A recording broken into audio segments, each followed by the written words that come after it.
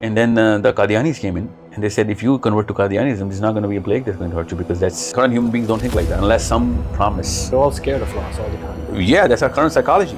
Even atheists, they know nothing's forever here. Yeah. How come this guy is saying this? Unless somebody is controlling the weather. Because I remember this minister of Balochistan, that lady, and we better narrate this. She said that my father and my grandfather and my uncle, my father's brothers, all were alim of Quran and the top ulama at that time. But at that time there was a plague in Balochistan, and I mean she's still alive right now. This minister, I think Zubaida or someone, I don't remember her name, and she said that, and they were told to be quarantined, and then the Qadianis came in and they said, if you convert to Qadianism, there's not going to be a plague that's going to hurt you, because that's something which we can actually prove to you. And she said all four of them converted to Qadianism, and all four of them died from that plague, in that very plague. Wow. See, now when I heard this, I'm like, okay, hold on. Where is this promise coming from? And how come people believe in the promise? Because people want to believe in some promise. Some promise, some hope, yeah. So if there is hopelessness, anybody who's going to be giving him hope, and this is the ayah, which is ayah number 30. Yeah. Which say, indeed, those who have believed and done righteous deeds, indeed, we will not allow to be that those deeds to be lost. Yeah. So this is something which is hope. Yeah. This is exactly what the previous ayah is saying as well.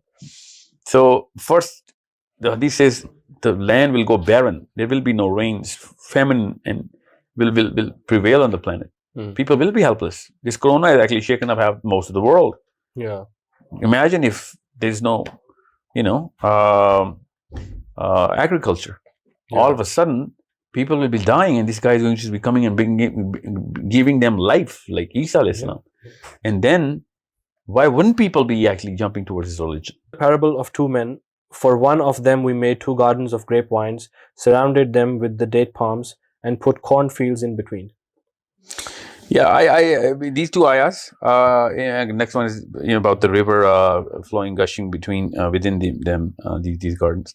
I just get a little astonished by the kind of details Allah subhanahu wa ta'ala is giving us about what was surrounding the gardens and what was between the gardens. It is not there is no coincidence in the Quran. There's not even an alphabet which is over and above a certain meaning. Subhanallah. Now here we're talking about Dajjal. Yeah. And then we're reading the description of the Jannah. And then we have exactly same hadith about Dajjal's Jannah and Jahannam. Yeah. And here Allah subhanahu wa ta'ala is talking about the actual architecture of the gardens of grapevines.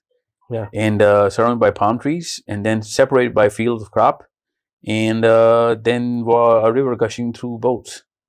I don't know. I just get baffled when I get to these sort of details that Allah subhanahu wa ta'ala is saying.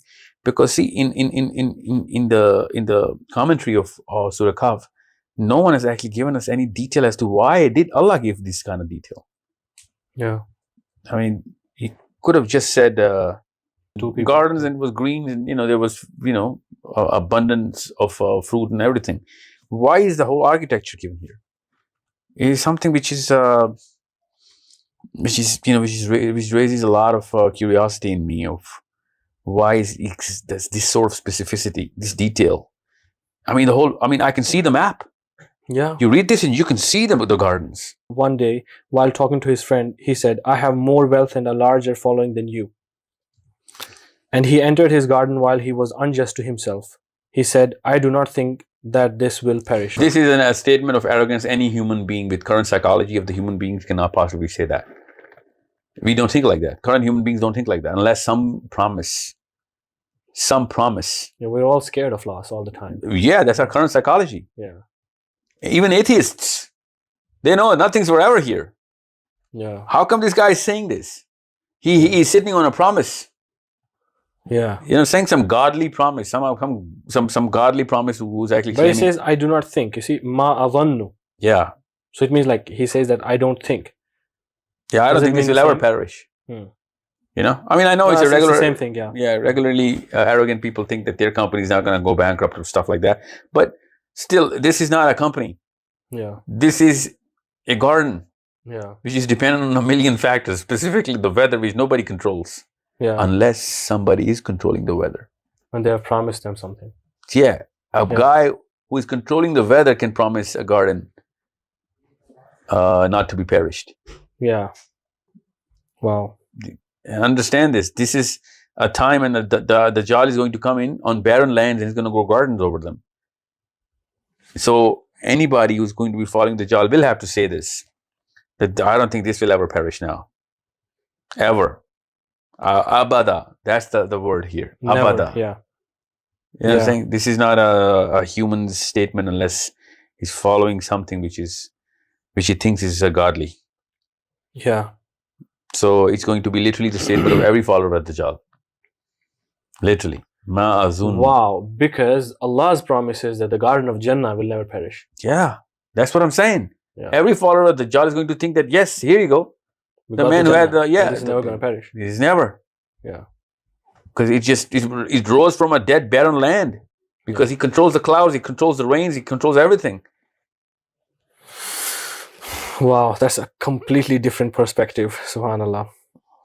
Okay, so I do not think this will ever perish, or that the last hour will ever come. Even if I were to be taken back to my Lord, I would certainly find something even better there. Yeah. Because I just got a symbol of the heaven here. Yeah. So I just jumped on his, right hand of Jannah. Yeah. And I'm going to go find even a better return. Any follower of the Dajjal is going to have these two statements back to back.